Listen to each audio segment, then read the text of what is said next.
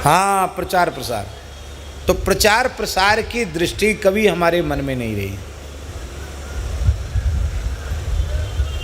1999 में ऋषिकेश में कथा हुई। ऋषिकेश में ये जो इनका स्वर्गाश्रम का प्रार्थना भवन है, इसमें कथा हुई थी। जगह छोटी है प्रार्थना भवन की, वहीं कथा हुई थी। परम श्रद्धेय स्वामी श्री राम सुखदास जी महाराज गीता भवन में विराज रहे थे। उनके साधक परिकर के लोग कथा सुनने आते थे। संगीत कथा नहीं कहते थे, सीधी सीधी कथा कहते थे। तो 8 घंटे रोज कथा होती थी। 2 समय प्रवचन, 4 घंटे सवेरे, 4 घंटे शाम। गंगा जल में रसोई बनती थी और हम कथा भी हम लोग कहते थे, मिलजुल के रसोई भी बनाते। मदन मोहन दास जी, त्यागी जी, ये सब थे उस समय। तो स्वामी जी के साधक श्रवण करने आए। उन्होंने स्वामी जी से कहा कि स्वामी जी, एक बाबा जी आए हैं, बड़ी अच्छी कथा कह रहे हैं, मूल ग्रंथ के आधार पर कह रहे हैं।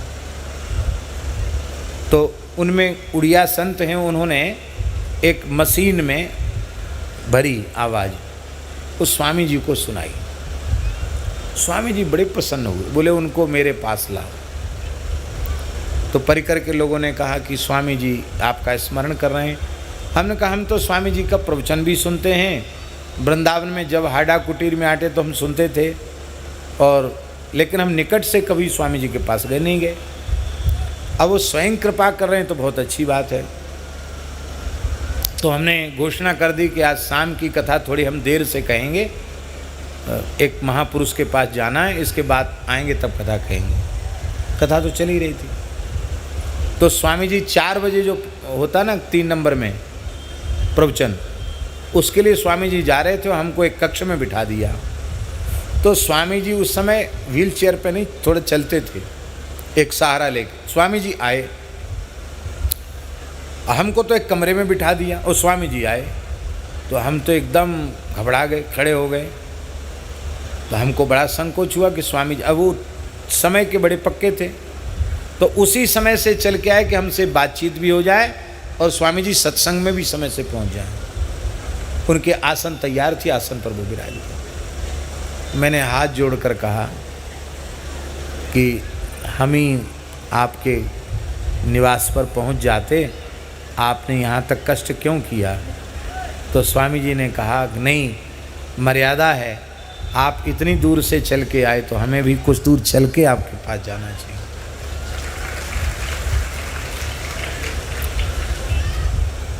फिर उन्होंने हमसे एक बात, फिर निकटता बढ़ गई, फिर तो आने जाने लगे।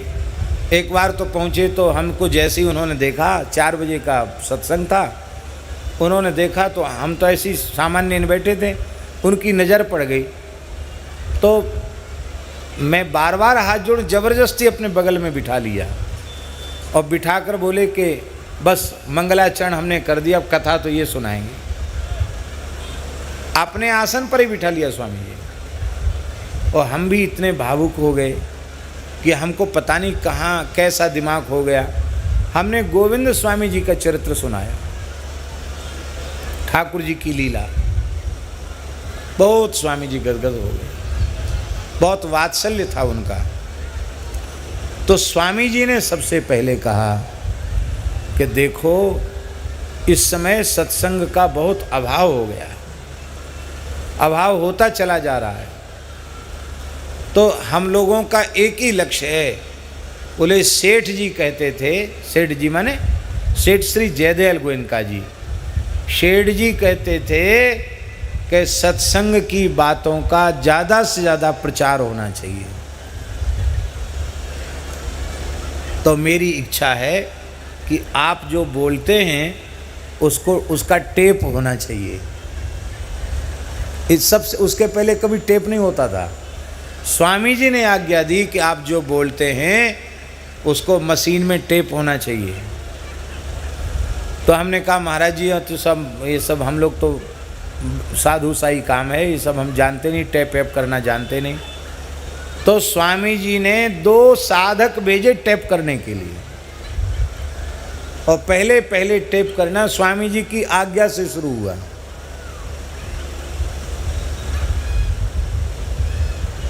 उस समय वैसी कैसेट चलती थी। तो बिल्कुल ये प्रयोजन नहीं है, लक्ष्य नहीं है कि कोई भीड़ बढ़ जाए, टीआरपी बढ़ जाए और सीआरपी बढ़ जाए। भैया कछु नहीं बढ़ना चाहिए। हाँ, ये बात है, भगवान की बात ज़्यादा से ज़्यादा लोग सुने और ज़्यादा से ज़्यादा लोग भगवान के भजन में लगें। उसमें हमारा भी लाभ है, आप सबका भी लाभ है।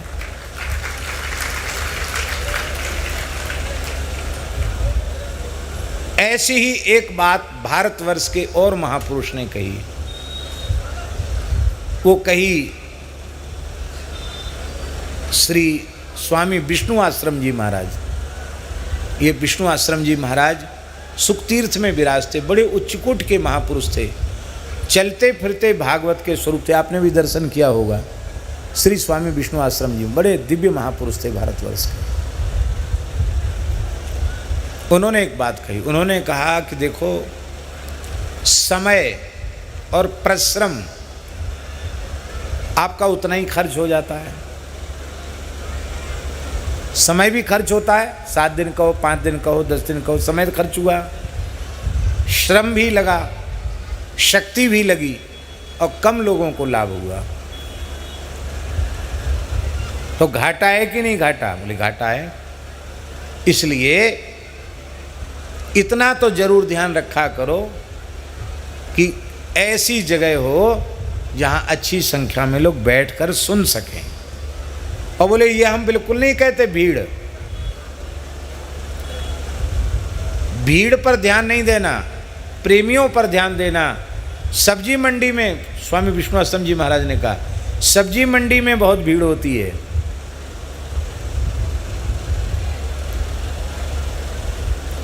सब्जी मंडी में बहुत भीड़ होती है। लइयो रे दैयो रे, इतने रुपया धरी, इतने रुपया शेर, इतने रुपया मन, ऐसी आवाज़ लगती है वहाँ। और मंडी उठने के बाद सड़ांत बदबू ये सब आता है, उसमें कुछ नहीं, वहाँ कुछ नहीं होता। भीड़ तो सबसे ज़्यादा सब्जी मंडी में होती है। और जौहरी की दुकान पर बिल्कुल भीड़ नहीं होती है। बढ़िया गद्दा तकिया लगाए के जौहरी बैठा रहता है, 2-4 ग्राहक आ गए, काम हो गया। तो दूसरी बात पूज्य श्री विष्णु आश्रम जी ने कही कि कथा को सब्जी मंडी मत बनाना। इसको जौहरी का प्रतिष्ठान ही बना के रखना।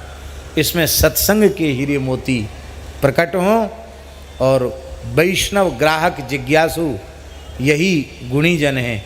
वे चाहे 2 आ जाएं और चाहे 200 आ जाएं, चाहे 2000 आ जाएं और चाहे 1 आ जाए, जिज्ञासु सामने हो तो ही अपनी वाणी का प्रकाश करना। ऐसा उन्होंने कहा। आपको दूसरी वस्तु की अपेक्षा नहीं है, ठीक है, लेकिन कथा की एक मर्यादा है कि नहीं? वो मर्यादा तो रहनी चाहिए। तो वस्तुतः बात यह है, प्रचार प्रसार अच्छी बात है, लेकिन प्रचार प्रसार अपना नहीं, हमारा प्रचार प्रसार नहीं, भगवान का प्रचार प्रसार होना चाहिए, भगवान की बात का प्रचार प्रसार होना चाहिए। इसलिए लोग कहते हैं कि वो उनकी कैसेट सब जगह, नहीं, चाहे जो छपाओ चाहे जो लिखो, बस ये है, उसमें फेर बदल मत करो, संतों की वाणी में फेर बदल मत करो। बाकी ज़्यादा से ज़्यादा लोग, जितने लोग लाभ ले सकें भगवान की बात सुनकर, उसमें हमारा अपना क्या घाटा है? हमारा तो भारी मुनाफा है। एक जीव भी ईमानदारी से भगवान में लग जाए तो अपना काम तो सफल हो गया।